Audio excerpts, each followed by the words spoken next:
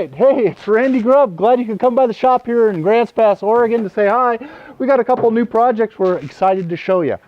I'm here to share with you my latest piece. I call it the Decopod. You might have seen Decopod number 1. It was quite a bit different than this one. This is our Model B, number 2 in the series. And what we've done is we've played up these rivet lines. These rivet lines have become a real design element on number 2. We've got our custom cast rear tail light, which is cool. We've integrated the original Piaggio dashboard into the cowling. So this one came out great. It's a 2-door, 2-light model. It's a lot of fun. But now we're here to talk about Decopod number 3. That's right, we've got another one just about ready to fit to the chassis. It's totally different than the first two. Come on, you got to check it out. It's really fun.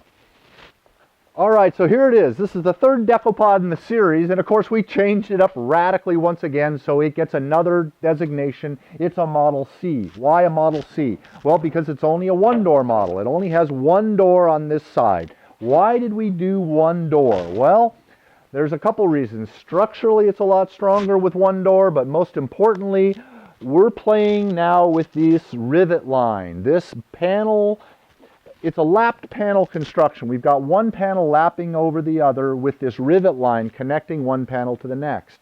And we're really playing with this line and the rivet line that they create.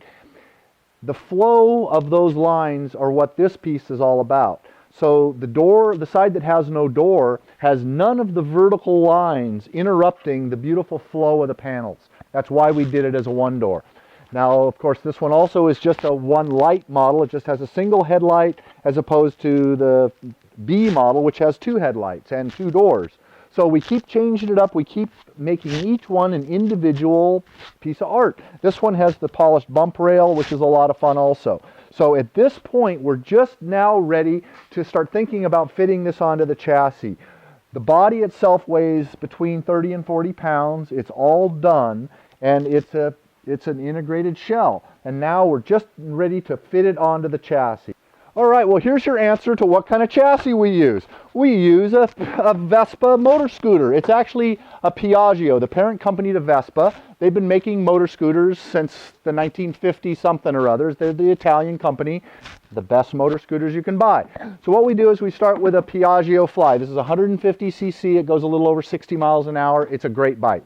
And they're really nicely the way they're set up. They've got this big well here to put your helmet in, and that becomes the seat well. So what we do is we start with a brand new Piaggio Fly and strip all of the plastic off of it and mount our Decopod shell on the top of it. Now, what does a stripped down Piaggio Fly look like? Well, come over here and I'll show you. Well, it looks about like this, guys. Why did I choose the Piaggio Fly? Well, because of the center tube backbone. It's really narrow. You got to put your feet down in the Decopod, and you got to put your feet on each side of this center frame. That's why the Piaggio works really, really well.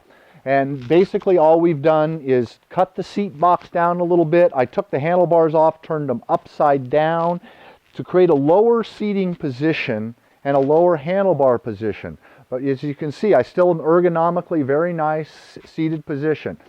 So now this is our stripped down chassis that the Decopod body goes on. So that's the next step. Let's see how this body fits on it. Okay, now for the moment of truth.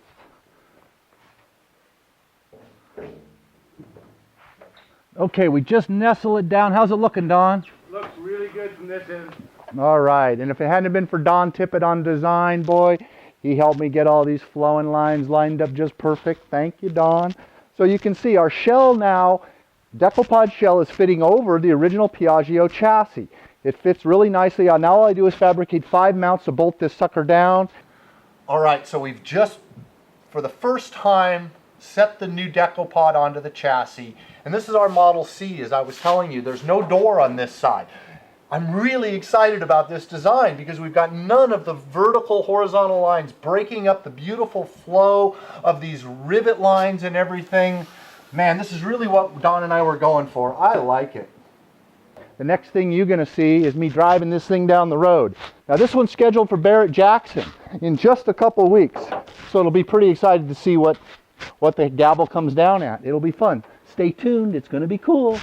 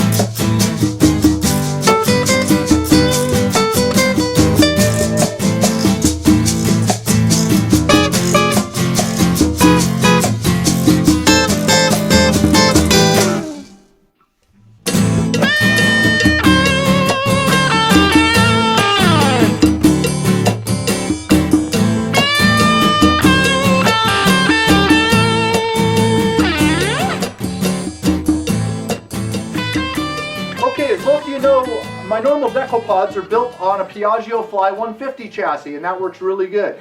But now we're changing it up once again. You know, that's what we do here at Blastoline Central.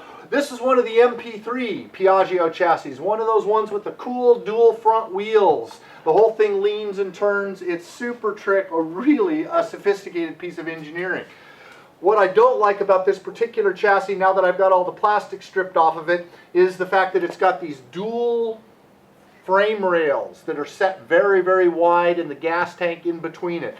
This isn't optimum for you for making into a Decopod, because you're going to have to step over the gas tank and it's a little wider than I'd like. It's still going to work fine though, but we're going to have to modify the back of these frame rails. It's too wide. So next time you see this chassis, we're going to have some rather significant modifications made to it. Stay tuned.